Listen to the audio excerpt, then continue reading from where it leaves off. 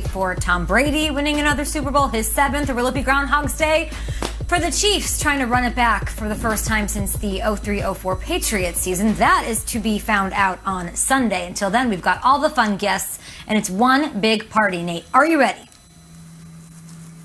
I'm ready. Groundhog Day. What a movie. Watch that first step. It's a doozy. Phil Connors? Phil Connors, and that's why we love you guys at GMFB. It's time for the lead block, and we go to Kansas City. Lead block. How you doing, everybody? That's right, Omar. The Chiefs tweeted this out yesterday. I want to show you this. It's a map to run it back. I would love to know, looking at this, you know, I think some people think it was easy to get back here. They have Mahomes, they've got Kelsey up there. They've got Tyreek Hill. Then they added Clyde Edwards-Helaire. Piece of cake. What were the challenges for this team to get back here in the position to win back-to-back Super Bowls?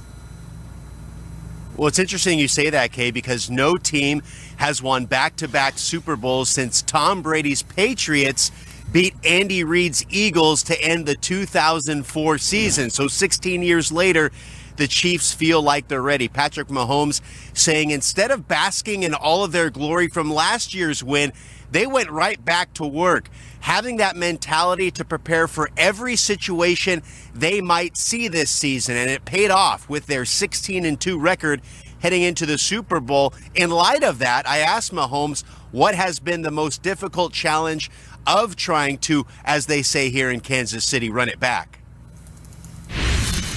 Yeah, I think it was just keeping everybody focused every single week, every single day, and trying to improve. It speaks to the leaders that we have in this locker room, that we were able to kind of grind through and find ways to win games. But you can definitely feel the intensity pick up as the playoffs started, and I think guys are ready to be in this game at this moment.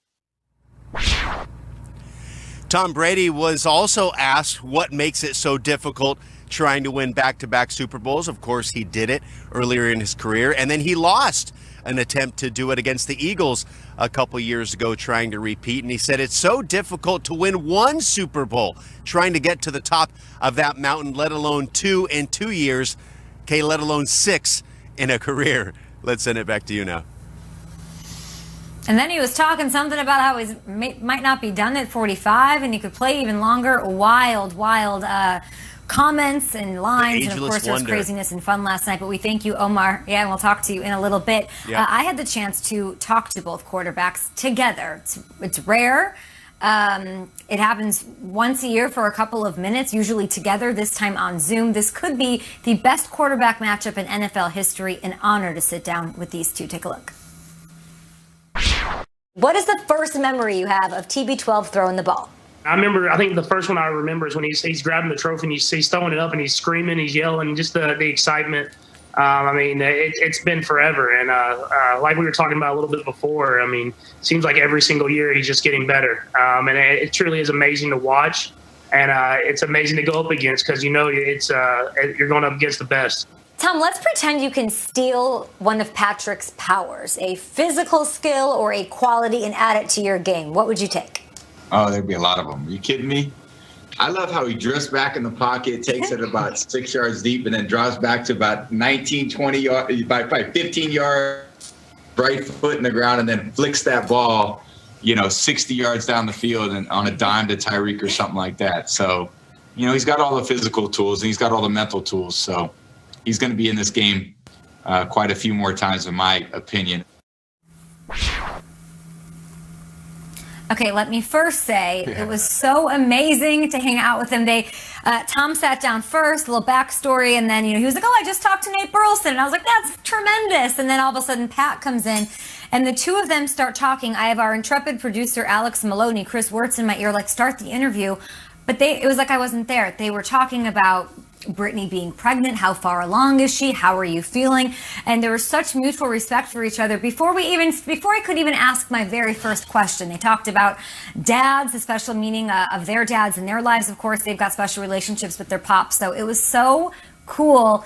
And it wasn't fake. It wasn't like, oh, I don't want to give bulletin board to this opposing quarterback and hear about it all week. It was true and genuine from both sides the entire time. So happy about that, and very, very grateful to have that. It's a matchup between two generations, of course, too. Brady at 43, his main rival right now is 25 years old. So which quarterback do you guys think? And Nate, I'll start with you. I know you spoke to Tom Brady also yesterday.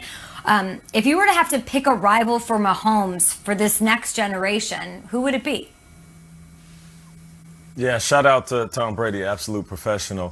For me, it'd be Lamar Jackson. And I know you're sitting back saying, Nate, well, why are you picking Lamar Jackson out of all the quarterbacks in the league?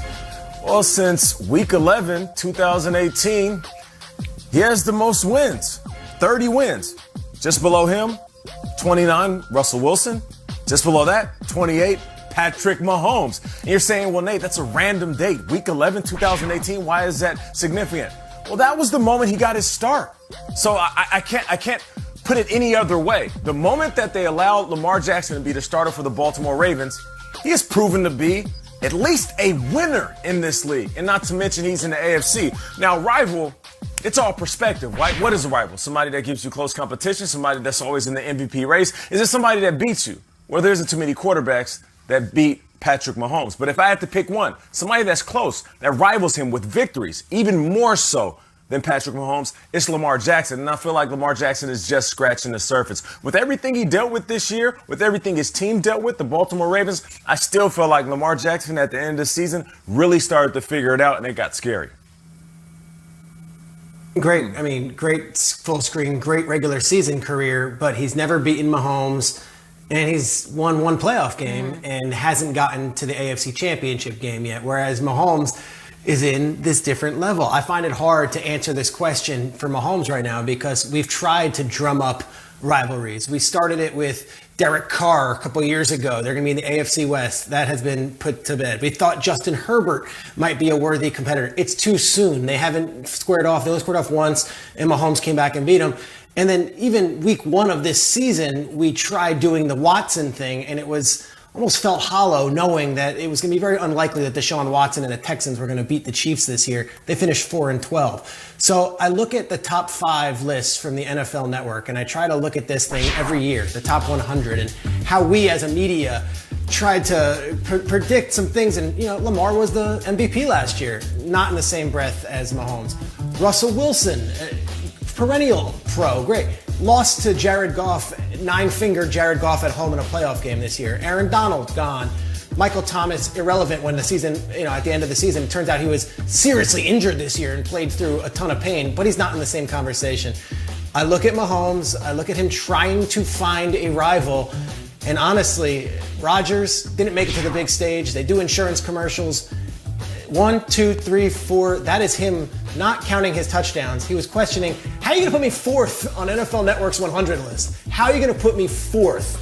That is exactly what he was referring to. And truthfully, I don't have an answer. Kyle, you might have a better one. I would love to hear you talk because you got to spin some sort of story here for me to convince me that there's somebody in the league in the same conversation as this guy right now. We want it so badly, though, don't we, Peter? We want it. We need it. And I'll do it. I'll take the bait. I'll do the Watson thing, as Peter says. I'm going to take Deshaun Watson in this case because there's an unknown. We don't know where Deshaun Watson is headed. We have no clue. And if he goes, let's just say hypothetically, let's say Deshaun Watson lands in Miami. We might have something. Certainly, if things get crazy and the Raiders or the Broncos say we want to bring him into Mahomes' backyard, we got something. Because Peter, yes, he lost to him at the beginning of this season. He lost to him after he got rid of his best wide receiver, and where obviously Deshaun Watson was not feeling great about the organization. Deshaun Watson was good enough to be up 24-0 on Patrick Mahomes before all hell broke loose. I think that means something. But I would double back to this. Nate posed the question, what does a rivalry even mean? Rivalry in the definition, it actually says equal or comparable to. Meaning someone's going to play Mahomes, and they're going to win roughly half the time. Aaron Rodgers and Russell Wilson have a rivalry. They've played 8 times, 1-1-4, 1-1-4. I think the closest thing that we have, and that we might have moving forward to a real rivalry with Patrick Mahomes, is the guy who plays him this weekend. It's Tom Brady. If Tom Brady plays a couple more years, which we all think he's going to, they might play 2 or 3 more times. Patrick Mahomes has only lost 9 football games in his entire career. 2 of them were to Tom Brady, including a playoff game. As crazy as it is to compare him to a 43-year-old guy, we can do the exercise where we pick a young quarterback. Lamar, sure. Deshaun, Josh Allen, great. Maybe they'll blossom up and beat Mahomes half the time they play him. I doubt it. I think the only guy who can say, I'm actually a rival with Pat now, is the guy who's playing this weekend, the TB12 guy. I think that's the closest we're going to get.